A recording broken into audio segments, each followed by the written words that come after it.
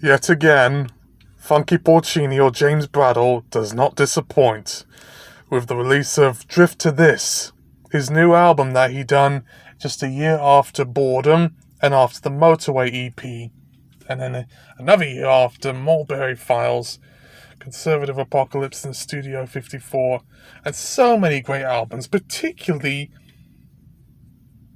On. That's my favourite of his, as well as Love Pussycats and Car Wrecks and Headphone Sex. He is one of the greatest electronic musicians around, but yet very few people have ever heard of him in comparison to like Aphex Twin or Tangerine Dream, Kraftwerk, Boards of Canada. For that matter, Luke Vibert, another alumni from the Ninja Tune label. I'm not entirely sure why he's not on the label anymore, but I'm guessing they want to pave way for more commercial acts, which shame for Ninja Tune for doing that, because they lost some very good talent from doing that way. And I noticed that with yours truly, Mr. Funki Porcini.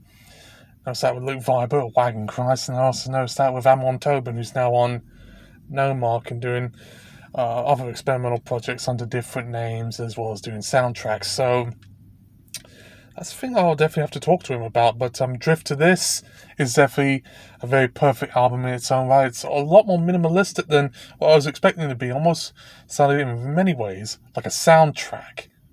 Like a soundtrack to a very sort of trippy, edgy sort of Sky or Channel 4 drama, or something that's akin like something you would see on Jam by Chris Morris or Blue Jam radio show on BBC.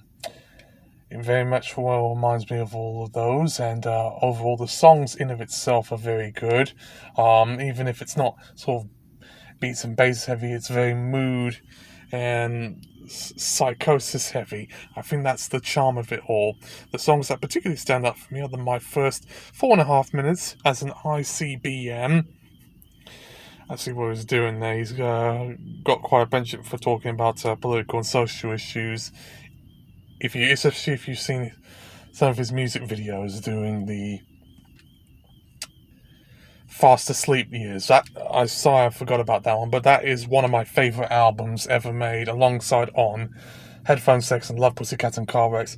No one talks about, James Bradle, Funki Porcini, or Nine Lazy Nine as much as they should, but you really have to. He has a great ear for sound design, music. It's very cinematic, colony jazz, like you'd sip a gin or Porto, or taste the flavours of a nice red wine too.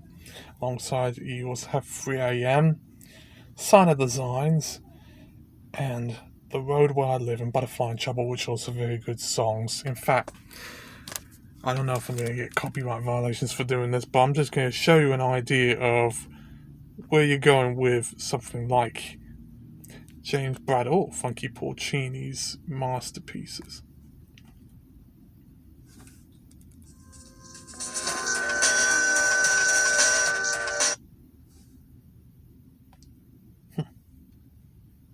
Don't know what happened here. It acts up with the Wi-Fi.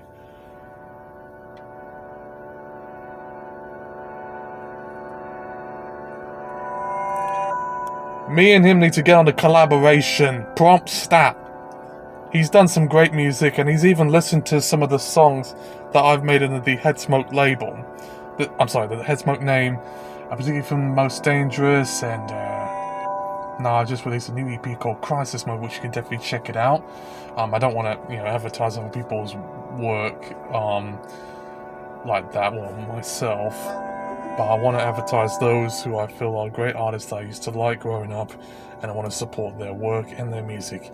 It's available on Bandcamp and Spotify. You can get it as a digital download. But if anything, he should make a vinyl out of this, even if, it doesn't make as much revenue for him, because of the digitalization of music. As I remember from an interview that he'd done with Ninja Tune on his last days, there's just not enough money to be made out of this. But I think his creativity, his passion, still drives on, and that's what keeps him going. I'm very glad to say that about Mr. James Bradle. I'm sure you will too. This is 3am that you're hearing in the background, and Skinny Ebert wishing you a safe 2021. Sign off.